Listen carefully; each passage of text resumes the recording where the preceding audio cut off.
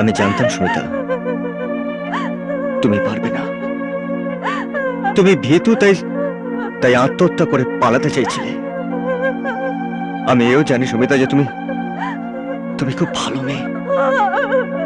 আর আর আমার সঙ্গে তোমার অসুবিধাটা কোথায়? একমাত্র আমি আমি গরিব বলে। কিন্তু গরিবদেরও তো সুখ দুঃখ হাসি কান্না সব থাকে। তাদেরও তো মন বলে একটা জিনিস আছে। সুমিতা, আমার তোমার বাবা দাদা এদের সঙ্গে কোনো বিবাদ নেই। আমি কোনো প্রতিশোধ নিতে চাই না।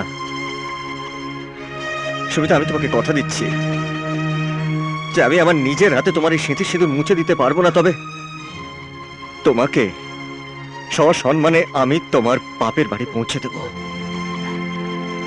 আমাকে শুধু কয়েকটা দিন সময় দাও, কয়েকটা দিন।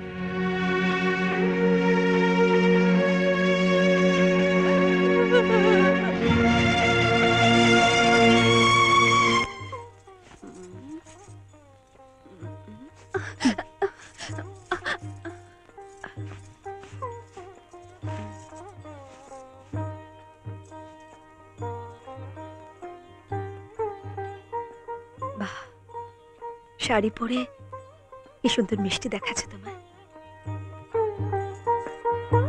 আচ্ছা সুমিতা, পারো না চিরদিন আমার ভাইয়ের মনের মতো হয়ে থাকতে?